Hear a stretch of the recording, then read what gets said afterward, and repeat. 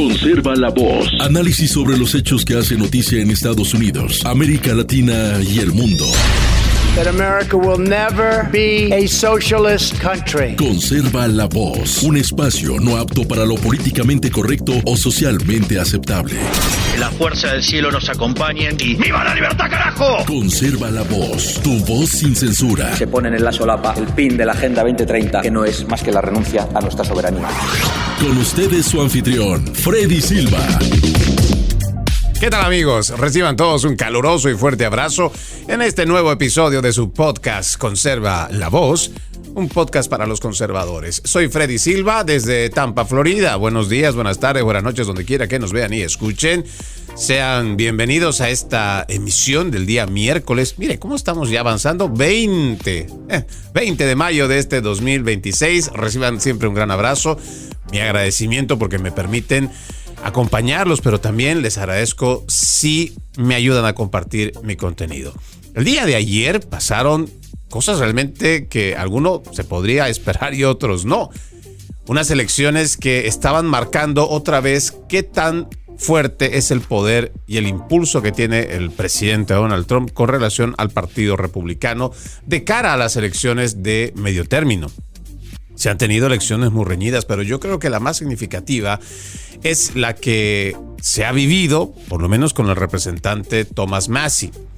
Déjeme ver por acá porque hay un artículo que saca el New York Post sobre 9 conclusiones clave de la noche electoral en Kentucky, en Pensilvania, Alabama y Georgia.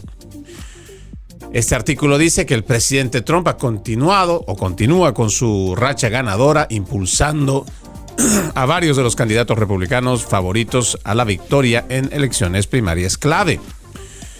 Aquí dice, hay 9 conclusiones de los concursos celebrados o de las elecciones celebradas en Kentucky, Pensilvania, Alabama.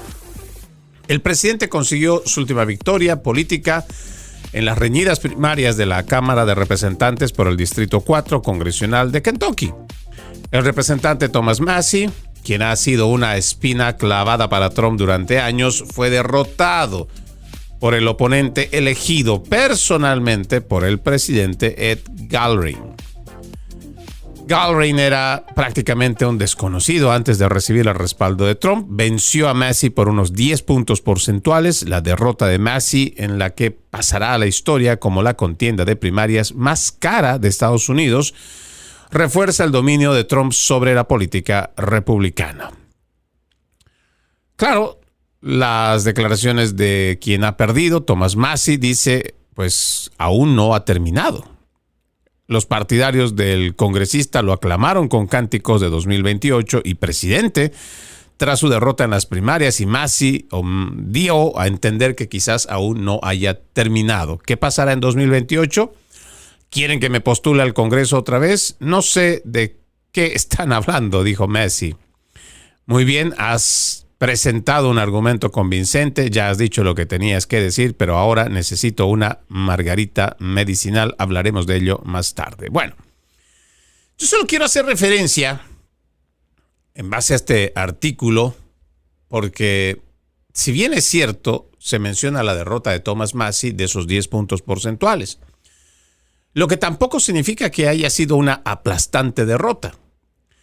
En lo personal, yo puedo respetar la posición del presidente Donald Trump y de cualquier republicano que, en la medida que el presidente hizo también campaña en contra de Thomas Massie, la gente se ha hecho algún tipo de idea de este representante.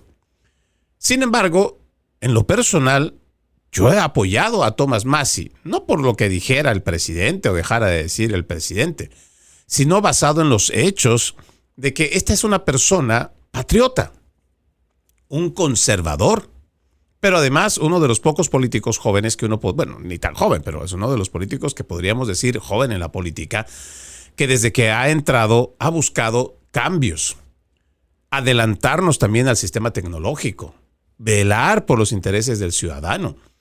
Son de los pocos que yo también podría rescatar que durante la pandemia del COVID-19 se plantó en contra de las narrativas, en contra de las grandes corporaciones. Es un gran aliado de esta persona que también no es funcional al presidente Donald Trump, el senador por Kentucky, que es Rand Paul. de quien también tengo una profunda admiración, porque el doctor Paul ha hecho también, o sea, se ha plantado ante toda esa línea de narrativas. Son de las pocas personas que le hizo frente, a pesar de que todo el mundo se unió para defenestrarlo, igual que desacreditarlo, llamarlo antivacunas y tantas otras cosas. Se mantuvo firme. 5 años después lo seguimos viendo y lo seguimos diciendo, aunque con mucha tristeza. Teníamos razón. Fue todo meramente un plan con maña de un ejercicio de control de la agenda globalista. Medidas draconianas, yo diría dictatoriales, que se han hecho en nombre de la salud y en nombre de la emergencia médica, pero que eran producto no de lo que decía la ciencia o lo que decían los científicos. No, todas estas eran medidas políticas. Y no lo digo yo porque me estoy inventando. Usted puede revisar la mayoría de los informes e investigaciones que han hecho en la Cámara de Representantes o igual en el Congreso de los Estados Unidos en general y ver cuáles son las determinaciones o las conclusiones a las que se llega.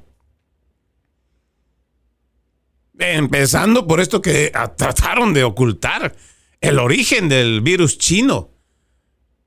Imagínense, la prensa en su momento trató de llamarnos que éramos conspiranoicos, además xenófobos, discriminadores por decir que era un virus chino, al mismo presidente en su momento. Pero era realidad, era verdad, no estábamos inventando nada, no se estaba inventando la rueda, no. Se decía lo que en base de datos habíamos encontrado. Y tanto el senador por Kentucky, Ron Paul, y ahora el congresista, y que futuramente va a ser excongresista, Thomas Massie, fueron de los pocos que estuvieron presentes. Y sí, yo entiendo que mucha gente pierde el horizonte en el camino porque el momento que empezamos a tener una línea fanática, una de esas que es como el caballo cochero, solamente mira para donde le han permitido ver. Entonces las personas dejan de hacer preguntas, dejan de cuestionarse. Usted me ha escuchado decir antes de que el presidente sea electo que nosotros estábamos apoyando la campaña del presidente Donald Trump porque se alinea con muchos de nuestros valores. No todos, pero se alinea con nuestros valores. Pero que independientemente de que el presidente llegara a ser presidente, nosotros de todos modos tenemos que seguir incomodando al poder y tenemos que cuestionar. No podemos aceptar simplemente narrativas, incluso si viene del líder ahora que está en la Casa Blanca con la administración número 47. Porque hay que ser objetivos también. No simplemente una borregada que es capaz de obedecer lo que le digan. No, tenemos que cuestionar. Ahora, Thomas Massie sí se ha opuesto a algunos de los proyectos, sino a muchos. Pero escuchen qué es lo que planteaba Thomas Massie a muchas de las respuestas que el presidente Donald Trump no le gusta escuchar. Y tal vez usted va a comprender por qué. Es que personas como Thomas Massie, yo entiendo que él va a ser un independiente. Me parece que esa sería la otra opción, porque por el Partido Republicano ya no va a poder ir. Pero lo que sí nos queda claro es que tiene más de un 40%, que es un capital político bastante alto y que fácilmente él puede ir para una próxima elección como independiente. Claro, a menos que se haya cansado de la politiquería sucia que generalmente se tiene allá en Washington, D.C. y simplemente quiera dar al costado. Y créanme, sería un terrible error. Porque necesitamos gente que se oponga, incluso dentro del mismo partido, y no por oponerse como oposición, sino por cuestionar al poder. Y aquí lo importante será que tenemos que ser bastante objetivos. En el camino tendremos que apoyar las leyes, porque ya lo dije, independientemente de que hay cosas en las que no comparto de lo que está haciendo el presidente Donald Trump en esta administración número 47, hay muchas otras que sí son importantes. Por ejemplo, el apoyo para restituir que en esta nación se vuelva a imponer, le guste o no, a quien le guste, a quien le guste, pero imponer nuestras bases cristianas morales. Hay que hacer una lucha en contra de toda esta agenda de género. Hay que hacer una lucha con toda esta farsa del cambio climático para también restituir lo que ha hecho grande a este país en base al uso energético. Claro, habrá que hacerlo con mucha responsabilidad. Pero aquí hay un dato importante que también no quiero dejar pasar cuando menciono toda esta campaña que ha pasado con el representante Thomas Massie. Ya vengo diciéndoles con relación a esta campaña militar que comienza el presidente Donald Trump de la mano de Israel en contra de Irán. Es un secreto a voces que muchos de mis colegas, estando en la misma trinchera, prefieren no hablar. Porque claro, pues todo el mundo necesita algún tipo de financiamiento o necesita algún tipo de ayuda económica o quiere de alguna manera abrazarse a lo que pueden hacer precisamente quienes están del lado de este sionismo que está muy metido con el Partido Republicano. Pero en este caso en particular de Thomas Massie, abierta y públicamente la AIPAC, esta asociación, organización precisamente sionista, que ha tenido, le digo, sin ningún tipo de reparos, ha hecho una publicación no solo felicitando a quien ha sido el ganador en esta contienda en Kentucky, sino que abiertamente igual ellos han dado su respaldo y se habla de por lo menos unos $30 millones. Por eso es que este artículo decía que esta es una de las carreras más caras por uno de los puestos políticos. Para que usted se vaya dando cuenta, más o menos unos $30 millones se ha gastado AIPAC para poder sacar a Thomas Massie del poder. Hay una declaración que hace Marjorie Taylor Greene que me parece que también es importante darle una mirada. Yo entiendo que mucha gente a esta altura del partido pues no querrá saber de Marjorie Taylor Greene porque igual ha tenido una postura antagónica al presidente Donald Trump. Sin embargo, hay una importante declaración que ella hace precisamente con relación a esto. Ella dice que fue gracias al trabajo de Thomas Massie, Marjorie Taylor Greene y muchos otros republicanos, de los cuales ahora pues no gozan el respaldo del presidente, que se puso y se expuso los documentos de Jeffrey Epstein. Y nosotros entendemos que detrás de estos documentos, como en algún momento igual se dijo, de alguna manera está metido el Mossad. Y la Mossad es el brazo operativo de todo este gobierno sionista que dirige Benjamín Netanyahu. Que estén o no estén involucrados, ya sea gente de la AIPAC o gente de este sionismo, no lo sabemos, porque todavía no hay prueba. Sin embargo, la liberación de estos documentos es uno de los principales problemas que le ha traído a la administración del presidente Donald Trump. Incluso el presidente ha abogado para que esto se conozca. Ha firmado una ley para que se exponga por completo. Pero hemos visto la inacción de Pamela Bondi.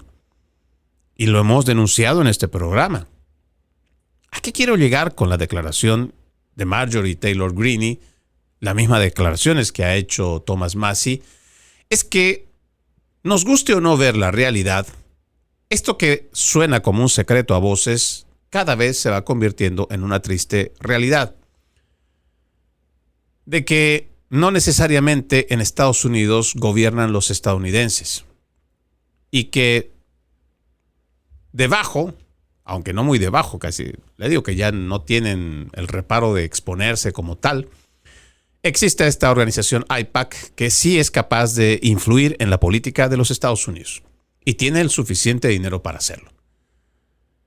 Si nosotros no vemos esto como un claro intervencionismo en nuestra política doméstica, es porque estamos totalmente ciegos ante un fanatismo. Y lo último que nosotros vamos a proponer a los conservadores o aquellos que realmente tienen una línea filosófica republicana es darle mentiras o simplemente seguir la corriente por seguirla. No, vamos a cuestionar. Lamentablemente, Thomas Massie ha perdido. Creemos que es posible que él vuelva como un independiente. Más allá de lo que usted crea de este personaje o de cualquier otro que hoy no goza del respaldo del presidente Trump, lo que habrá que preguntarnos siempre es, ¿qué dicen nuestras convicciones? ¿Hacia dónde se aferran? ¿Qué camino es el que debemos tomar? ¿Debemos seguir ciegamente a cualquier político? Ojo, no le estoy haciendo referencia únicamente a quien está hoy en la administración número 47. No. En general. ¿Vamos a ser consecuentes con nuestras convicciones, nuestros valores éticos y morales? ¿O vamos a sumarnos simplemente a campañas por gobernantes de turno? Cuando en realidad, usted sabe, el político pasa, el gobierno también. Lo que queda es el país. De fondo, y lo más importante es qué estamos haciendo por nuestra nación. ¿Nuestra nación crece o decrece en base a quién está en ese poder político y quién hace, como el presidente Donald Trump ha planteado, Make America Great Again? ¿Quién hace a Estados Unidos más grande otra vez? ¿O quién lo destruye, como han sido las administraciones demócratas? Lo que está claro es que todavía el presidente Donald Trump, incluso con toda la mala prensa que le han venido haciendo los principales medios de comunicación desde que entró al poder, el presidente Donald Trump tiene mucho capital político. Eso lo ha demostrado no solo en la elección de anoche, lo viene haciendo desde hace más de 2 semanas, igual en otros lugares. Que más allá de lo que se pueda plantear, que casi es una derrota contundente la que vaya a venir, y esto es lo que plantean los principales medios de comunicación para estas elecciones de medio término, las señales, los resultados muestran todo lo contrario. Incluso pensábamos que en algún momento se dijo igual que la guerra iba a ser un detonante. Pero parece que incluso mientras los medios de comunicación han olvidado en los últimos días hablarnos sobre este tema de la incursión militar de Estados Unidos e Israel contra Irán, de todos modos, parece que la gente, de todos modos, no ha dejado de apoyar a esta administración. Lo único que nosotros queremos, lo único que nosotros pedimos es que entre las promesas de campaña que ya el presidente Trump ha cumplido, hay que seguir impulsando esta guerra contra estas agendas perversas. Hay que seguir impulsando al presidente, por ejemplo, con esta ley SAFE Act, que todavía está empantanada en el Congreso. Hay que restituir la credibilidad de nuestro sistema electoral. Hay mucho trabajo todavía que hacer. Y dependerá de cada uno, por supuesto, de cada uno de los que todavía cree en el proyecto Make America Great Again, que todavía va a ir a votar por el Partido Republicano en las elecciones, seguir expandiendo y dando batalla cultural. Vamos a la pausa. Ya regresamos con más. Conserva la voz. Conserva la voz, un programa de información y análisis de los hechos más importantes que ocurran en el mundo. That America will never be a socialist country. Pero también sé que no es lícito eliminar una vida humana para resolver un problema. Se ponen en la solapa el pin de la Agenda 2030, que no es más que la renuncia a nuestra soberanía. Conserva la voz. Conserva la voz. Continuamos con más de su podcast Conserva la Voz. Recuerde, usted puede ser parte de este programa. Escríbame a Freddy Silva Ayala en Facebook, Freddy Silva TV en ex, antes Twitter, Freddy Silva 80 en Instagram, Freddy Silva TV otra vez en YouTube, en TikTok, en LinkedIn, en todas las redes sociales. Le agradezco mucho que me ayude a compartir mi contenido. También lo invito a ver www.loramediatv.com, www.loramediatv.com, un espacio donde, además de este programa, usted encuentra otros con periodismo objetivo. Recuerde, www.loramediatv.com. Aquí más datos de la política doméstica de los Estados Unidos que me parece que es muy importante tocar el día de hoy. El Senado aprueba la resolución sobre los poderes de guerra contra Irán, mientras que el senador republicano Bill Cassidy, derrotado en las elecciones, cambia su voto para desafiar al presidente Trump. El Senado aprobó, esto es interesante, aprobó una medida que obligaría al presidente Trump a poner fin a la acción militar contra Irán si no cuenta con la aprobación del Congreso.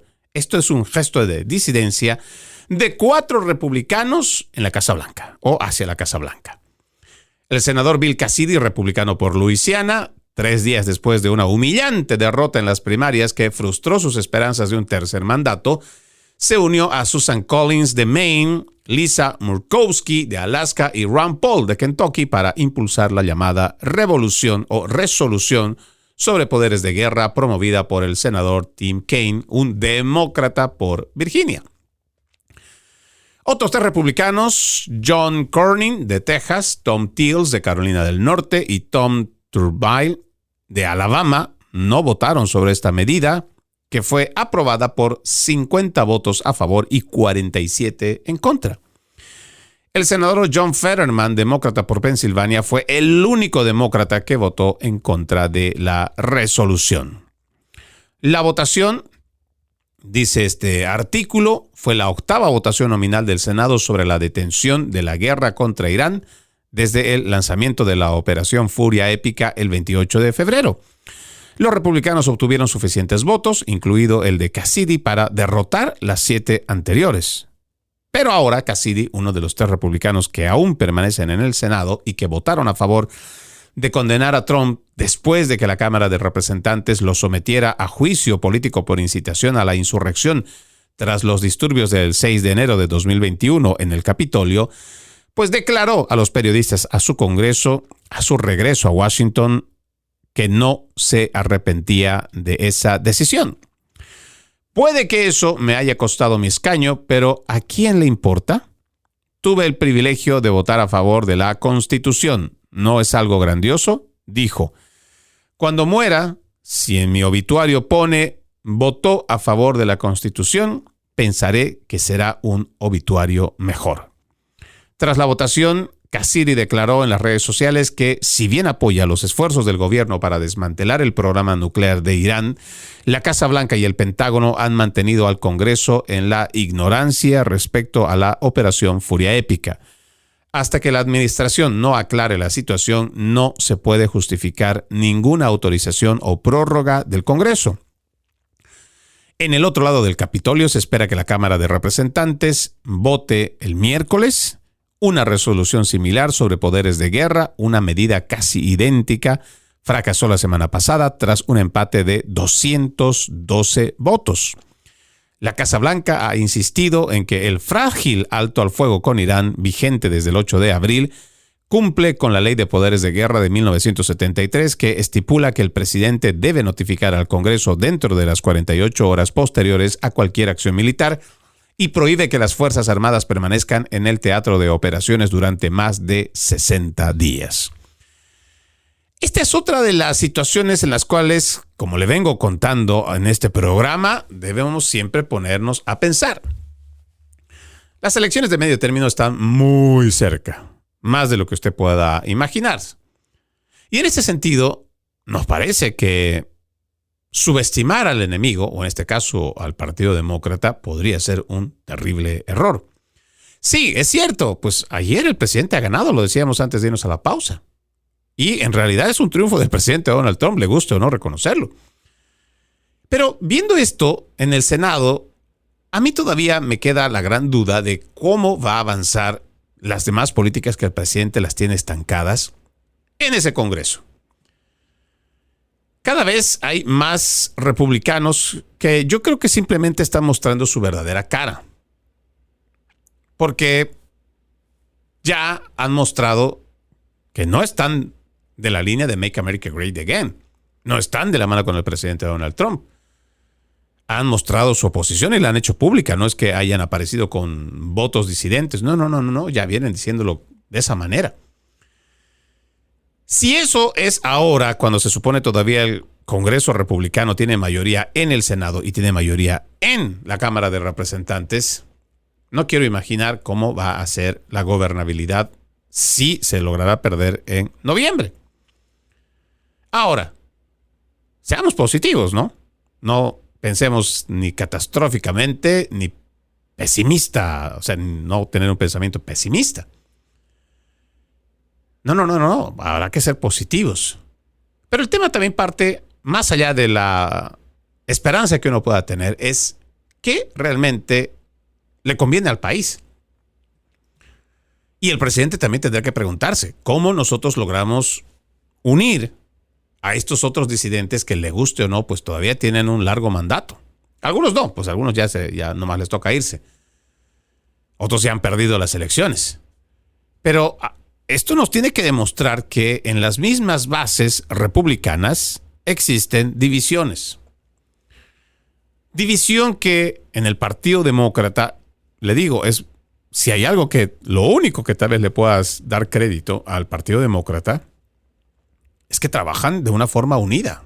Claro, contra el mal. Eso es lo que hace generalmente la izquierda desde el Río Grande para el sur. Siempre están unidos. Pero el tema es que ellos no muestran grietas ni fisuras. Ellos están claros. Dentro del Partido Republicano es quienes están en el Deep State, quienes están en la nueva camada de republicanos y la gente que es pues MAGA. Y al que quiera ponerse en algún lugar sabe que mientras no seas MAGA, ahí están los resultados. Las elecciones nos lo dijeron ayer. Si no estás con el presidente Donald Trump y no apoyas al presidente Donald Trump y no recibes el respaldo del presidente Donald Trump, es cuesta arriba. Casi es una derrota segura. Pero mientras el presidente está logrando estas victorias, yo siento que en la parte de abajo, en la parte donde realmente se toma la decisión para el voto, es donde estamos fallando, porque hay un voto dividido. ¿No me lo cree? Le decía el tema de Thomas Massie. Si existe este 10% solamente de diferencia y por la que pierde Thomas Massie, quiere decir que hay más de 40% de ese sector de Kentucky que ha votado por él. Entonces es un 40% que fácilmente puede tomar el camino independiente. Tal vez no van a dejar de ser republicanos, pero al momento de votar en ese lugar, pues no lo van a hacer por republicano. Y en el peor de los casos que a Thomas Massie no le fuera a ir bien y perdiera, incluso con un buen capital político, de todos modos, no podemos ignorar que cada vez la disidencia está aumentando. Podrá ser normal en política, porque pues ya estamos hablando, uno, que es el segundo mandato del presidente Donald Trump. Estamos en el segundo año de su gestión. Y siempre hay una pérdida de capital político, eso se puede entender. Pero, ¿qué se está haciendo realmente para que esta base, que se supone es la que al final termina votando, se puede unir? Mi única recomendación es simplemente ver que, uno, se hable con transparencia, se ejecute el cumplimiento de la ley para que conscientemente el presidente Donald Trump imponga la cultura de la consecuencia. Y la única forma es que realmente tengas un departamento de justicia trabajando, no lo que estaba haciendo Pamela Bondi. Y que tengas las agencias federales que también estén trabajando. Y que estén llevando a quienes tengan que llevar ante la justicia, porque queremos ver resultados, no solamente titulares. Y habrá que ir viendo también cuál es el sentir de la gente. Parece mentira, pero el tema de los precios de la gasolina, pues tampoco es que se estén solucionando como un tema prioritario para el deterioro de la economía de la clase media. Ya ni hablar de la clase pobre. Pero bueno, es lo que tenemos en cuanto a la votación que se ha tenido en el Congreso. Eso también, el tema de Irán. Parece que no del todo. El presidente va a tener toda la autoridad para seguir adelante y quienes son o quienes han avanzado con este proyecto que ha terminado pues, teniendo esa aprobación de 50 votos, de alguna manera es una alerta para el presidente Donald Trump, porque también, si esto sigue avanzando, pues se va a limitar los poderes que él tiene para avanzar y lograr los objetivos de furia épica en Irán. Hay otro dato que tengo que mencionar, se trata del vicepresidente J.D. Vance, que ha afirmado que la representante Ilhan Omar está siendo investigada por el Departamento de Justicia por fraude migratorio en este preciso momento. Es lo que dijo J.D. Vance.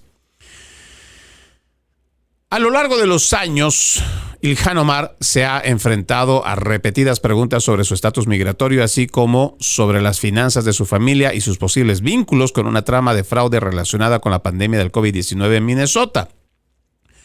No quiero juzgar o no quiero prejuzgar una investigación. Sin duda, parece que hay algo turbio, pero todos tienen derecho a la igualdad ante la ley. Así que vamos a investigarlo, vamos a analizarlo. Si creemos que se ha cometido un delito, lo procesaremos y eso es algo que el Departamento de Justicia está examinando en este momento. Vance, quien está a cargo de los esfuerzos de la administración para combatir el fraude de beneficios, dijo a principios de este año que Ilhan Omar definitivamente cometió fraude migratorio. El jefe de gabinete de Omar, Conor McNaught, calificó la afirmación de una mentira ridícula, aunque las acusaciones han perseguido a la congresista desde su primera campaña para la Cámara de Representantes de los Estados Unidos en 2018. La demócrata de Minnesota se ha casado 3 veces, pero su segundo marido, un ciudadano británico llamado Ahmed Nur Said Elmi, ha sido identificado en varios informes durante la última década como posible hermano. Elmi y Omar, musulmán, contrajeron matrimonio en febrero de 2009 en una ceremonia cristiana en Eden Prairie, Minnesota, según un certificado de matrimonio del condado de Hennepin, obtenido previamente por el Post. La pareja se divorció en diciembre de 2017. La congresista rara vez ha hablado de su relación, salvo para señalar que fue breve y afirmar que ambos estuvieron separados con frecuencia, excepto durante un periodo de 2 años entre 2009 y 2011. No hay constancia de que la pareja haya tenido hijos. Omar estuvo casada anteriormente con Ahmed Abdisalan Hirsi en una ceremonia islámica en 2002, aunque la pareja no se casó legalmente hasta enero de 2018, a pesar de haber tenido 3 hijos juntos durante ese periodo. Según el Minneapolis Star-Tribune, la tercera niña aparecía en una foto de Instagram en brazos de Elmi, con un pie de foto que hacía referencia a sobrinas, pero la imagen fue eliminada posteriormente. Las acusaciones de Omar y Elmi eran hermanos, surgió inicialmente en un foro de debate político somalí llamado Somali Spot, pero también fueron eliminadas, según previamente lo había citado el City Journal. El bloguero y líder comunitario somalí Abdikarim Osman, residente de Minneapolis, declaró posteriormente al Daily Mail en 2020 que conocía a Omar y Elmi desde su infancia en Minnesota. Osman afirmó que la futura congresista estadounidense había presentado a Elmi como su hermano en Londres a miembros de la comunidad somalí a finales de la década del 2000. En ese momento señaló que su hermano estaba buscando papeles, refiriéndose a documentos de inmigración como la tarjeta de residencia permanente Green Card. Bueno, ese es un dato que el mismo presidente Donald Trump lo ha dicho. Y por tiempo se ha ido mencionando. Claro, mientras tienes un departamento de justicia alineado con los demócratas, como fue el de Joe Biden, pues nadie se tomó el tiempo de hacer estas averiguaciones. Pero ahora J.D. Vance ya lo ha dicho públicamente. Más allá de lo que se pueda probar o no de Ilhan Omar y su posible fraude migratorio, más importante será ver el enriquecimiento ilícito en el cual pudo incurrir. Primero hacen aparecer $30 millones y después mágicamente también desaparece para poner una cifra de más o menos $100,000 de patrimonio. Bueno, yo espero que el vicepresidente J.D. Vance realmente nos traiga no solamente los datos o las publicaciones, sino que se procese como tiene que ser, con una condena del Departamento de Justicia, por supuesto, ejemplarizadora, para que el gobierno federal siente un precedente. También debo decirle sobre el dato que habíamos nosotros mencionado el día de ayer sobre esta pareja trans que, según los últimos informes, pues son, o más bien ha aparecido un video donde uno de ellos incita a esta pareja trans para matarlo tras el atentado masivo. Caleb Vázquez llegaría a ser el autor del asesinato en la mezquita de San Diego. Instó a su cómplice a dispararle en la cabeza en un retorcido intercambio que fue captado en una transmisión en vivo después de que ambos asesinaran a 3 personas. En las imágenes captadas por la cámara que ambos colocaron en el salpicadero del coche mientras el vehículo estaba detenido, se ve a Vázquez, de 18 años, en el asiento del copiloto del BMW blanco que él y Kane, de 17 años, utilizaron para huir del Centro Islámico de San Diego. En varias ocasiones durante la transmisión en vivo, Vázquez agarra el cañón del rifle de Clark y se lo lleva a la frente.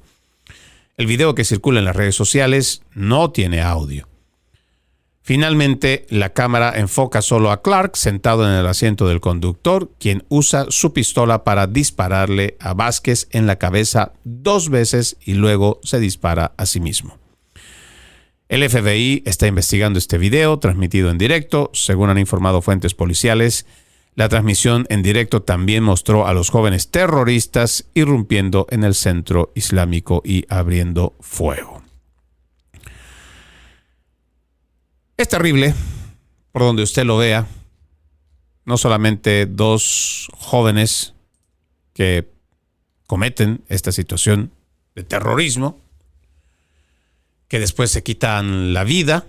Es más, uno termina asesinando al otro y después se suicida.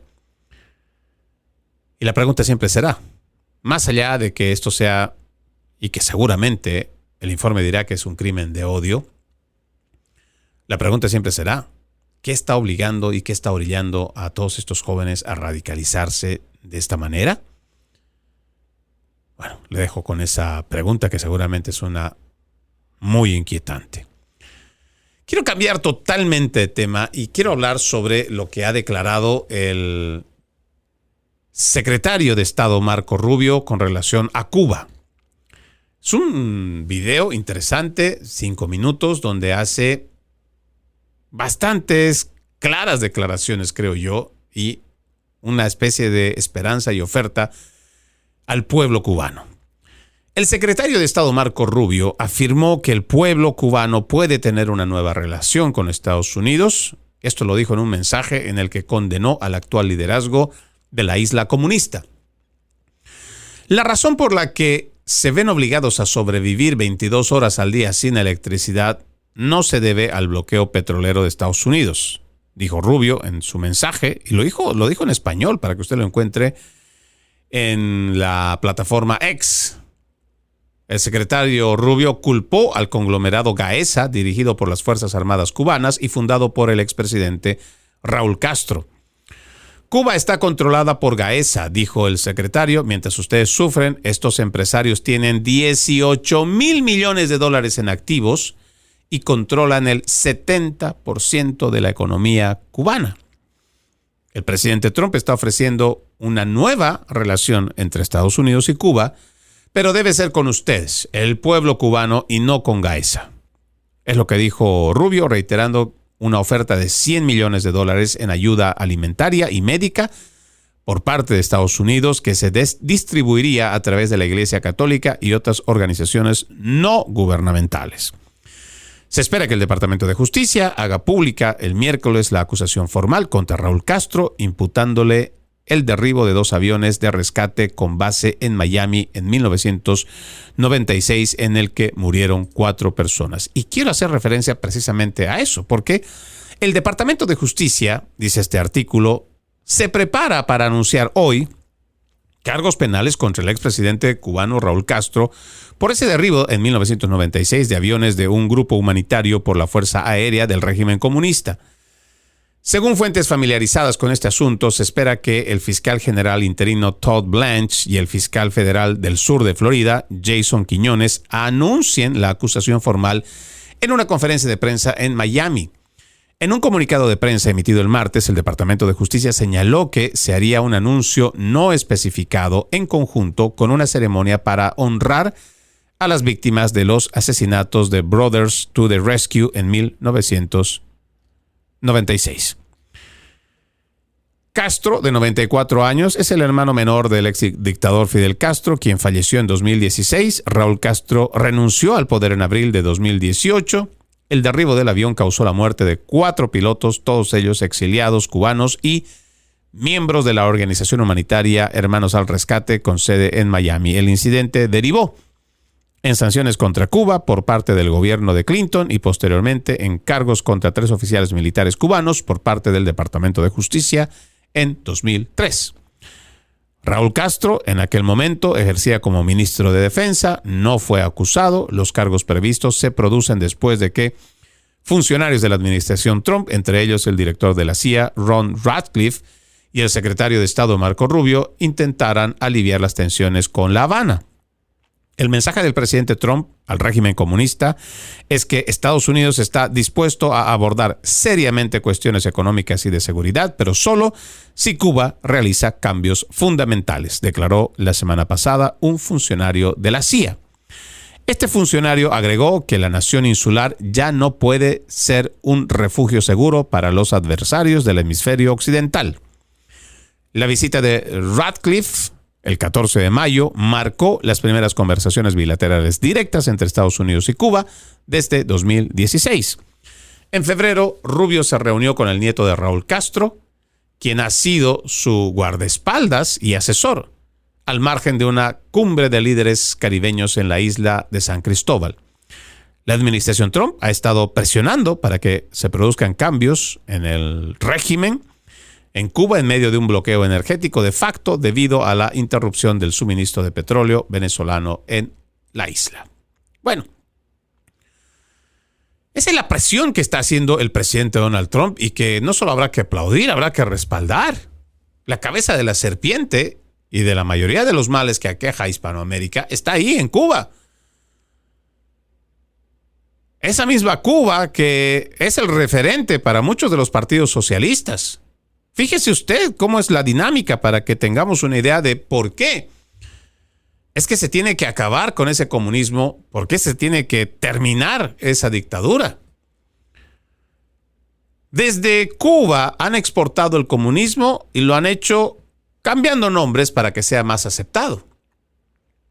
Una vez que termina o se desintegra, desaparece la Unión Soviética, pues no hay más dinero de dónde sacar. Y por eso es que Fidel Castro va hasta Brasil, se reúne con Luis Ignacio Lula da Silva, fundan el Foro de Sao Paulo, establecen una directriz, una receta, pues, para ver cómo pueden hacerse con el poder en los próximos 30 años. Y lo logran antes de su cometido. O sea, antes de lo que ellos pensaban, ya estaban lográndolo. Y esto gracias a que, de una forma muy engañosa, con mucho populismo, Hugo Rafael Chávez Frías logra la presidencia. Y es el comienzo de la destrucción total de Venezuela. Pero, otra vez, ¿de dónde vino? Vino de Cuba. ¿Cómo es que todos estos frentes sandinistas, a la cabeza de Daniel Ortega, imponen su dictadura de 20 años? ¿Cómo creen que lo han hecho? Pues a través de Cuba. ¿Cómo es que logra permanecer las Fuerzas Armadas Revolucionarias de Colombia durante más de 5 décadas sometiendo a ese país? Gracias a Cuba, el asesoramiento que tienen de ahí. ¿Por qué creen que Cuba fue intermediario y para este proceso de la paz estuvieron ellos ofreciéndose como mediadores? ¿Por qué creen? Porque son aliados de los paramilitares. Y como esto le puedo dar un montón de ejemplos. Vayamos a ver lo que han hecho en Bolivia. La cantidad de médicos cubanos que han ido disfrazados de médicos, pero en realidad eran espías del comunismo, de la dictadura comunista. Por eso es que tiene que haber un ataque frontal y ya no se puede esperar más. Habrá que decirle directamente a toda esta gente, habrá que explicarle directamente a toda la gente que ha romantizado a través de los principales medios de comunicación y de los politiqueros de izquierda, habrá que explicarle toda esta historia para que ya no se sigan creyendo estos cuentos comunistas. Ahora, eso digamos por parte de lo que está haciendo el presidente Donald Trump a la cabeza de Marco Rubio para ver cómo le podemos quitar este poder que ha logrado administrar durante más de 6 décadas, 67 años en el poder. Imagínense, la dictadura más longeva. Pero ahora fíjese lo que pasa. En una declaración pública, China ha ofrecido su pleno apoyo a Cuba después de que La Habana amenazara a Estados Unidos con una masacre.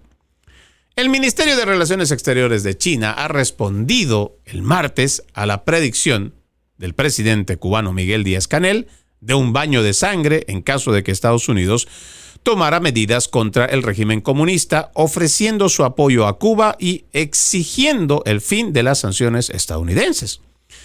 Díaz-Canel hizo estas declaraciones en respuesta a un informe del sitio web Axios que afirmaba que las autoridades estadounidenses tenían motivos para creer que Rusia e Irán habían suministrado cientos de drones a las Fuerzas Armadas Revolucionarias de Cuba, FARC, y que funcionarios estadounidenses estaban estudiando una respuesta a esa amenaza.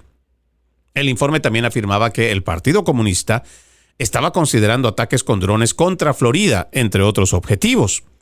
Cuba ha estado gobernada por una violenta insurgencia comunista desde el golpe de Estado de Fidel Castro en 1959 y es un Estado designado como patrocinador del terrorismo, manteniendo vínculos con grupos como las Fuerzas Armadas Revolucionarias de Colombia, las FARC y Hezbollah, entre otros.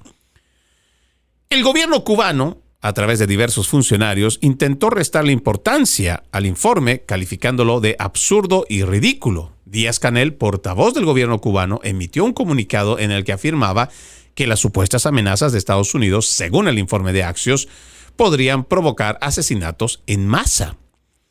Si las supuestas amenazas se materializan, escribió en las redes sociales Díaz-Canel, provocarán un baño de sangre de consecuencias incalculables, además del impacto destructivo sobre la paz y la estabilidad en la región. Cuba, que ya sufre una agresión multidimensional por parte de Estados Unidos, tiene el derecho absoluto y legítimo de defenderse de un ataque bélico, que no puede interpretarse lógica ni honestamente con una excusa para imponer la guerra contra el noble pueblo cubano. Otros funcionarios, entre ellos el ministro de Relaciones Exteriores, Bruno Rodríguez, reiteraron la afirmación de que Cuba estaba preparada para tomar medidas en nombre de la legítima defensa contra Estados Unidos. Estas declaraciones se producen tras meses de creciente tensión entre Estados Unidos y Cuba, luego de que el Partido Comunista perdiera a un importante aliado económico en la deposición del dictador venezolano Nicolás Maduro. Desde el arresto de Maduro por las fuerzas estadounidenses, la administración del presidente Donald Trump ha incrementado su presión. Pero el Ministerio de Relaciones Exteriores de China ahora ha respondido a una pregunta sobre Cuba durante una rueda de prensa habitual en la que se le preguntó directamente sobre el comentario de Díaz-Canel acerca de una masacre. El portavoz Lin Jian no condenó el lenguaje beligerante, sino que ofreció su apoyo al régimen de Castro y exigió que Estados Unidos lo respaldara. China se opone a las sanciones ilícitas y unilaterales que carecen de fundamento en el derecho internacional y apoya firmemente a Cuba en la salvaguarda de su soberanía y seguridad nacional. Esto es lo que dijo el portavoz, según una traducción del gobierno chino. Instamos a Estados Unidos a que cese de inmediato su bloqueo o cualquier otra forma de coerción y presión contra Cuba y a que deje de violar el derecho del pueblo cubano a la supervivencia y el desarrollo. ¿Qué le parece? El Partido Comunista Chino defendiendo a los comunistas. Es que no podía ser de otra manera. O sea, hace unos días nada más el presidente Donald Trump regresa de China, donde se supone que lo recibieron con pompa y sonaja, y ahora tenemos esta misma China, la que lo recibe, supuestamente lo respeta y todo lo demás, haciendo este tipo de declaración pública. Y no le cuento. Hace unas horas nada más igual. Aunque pareciera, no sé, algo tan surreal, pero Rusia, con su presidente, Vladimir Putin, llega a China. Y usted dirá, ¿son aliados? Sí, pero el recibimiento que le dieron a Vladimir Putin, le digo, es también de, no sé, ya en este punto no sé qué palabra usar, pero por lo menos hay que prestarle mucha atención. China no es la aliada, China no es la socia, China no es amiga de los Estados Unidos. Podrá decirse muchas cosas en la visita que ha tenido el presidente, incluso podrá hablarse de una exitosa visita. Pero China no deja de ser China y China no deja de ser una amenaza.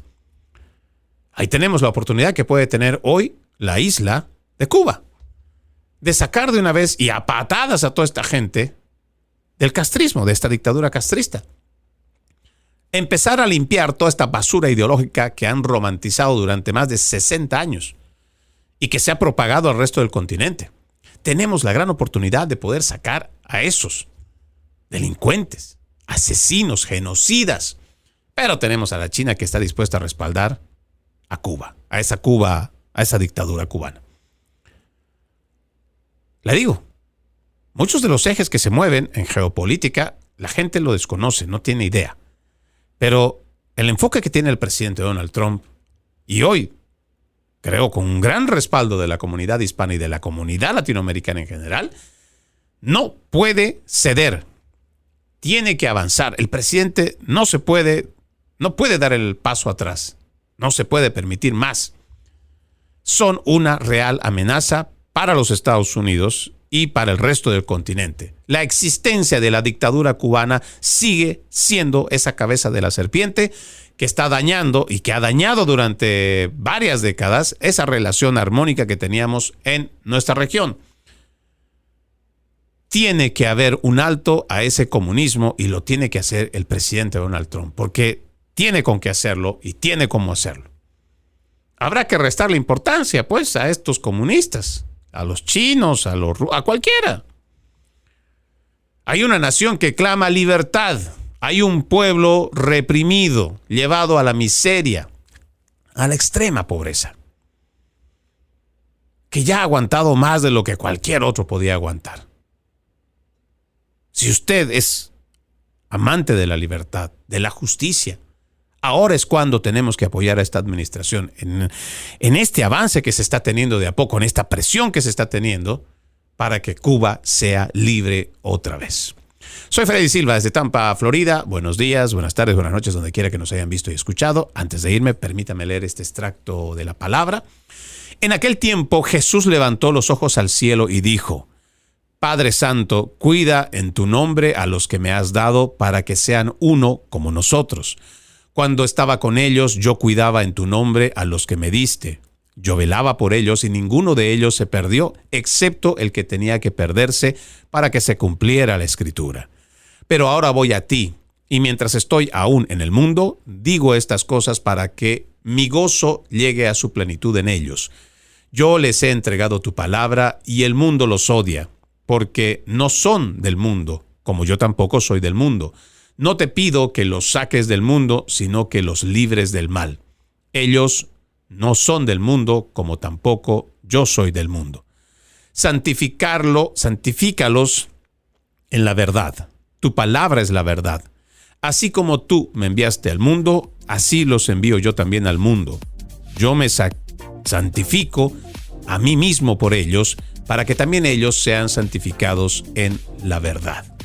Juan capítulo 17, versículos 11 al 19. Tengan un bendecido resto de jornada y, como siempre, ejercitemos la decencia, que nada nos cuesta. Permiso.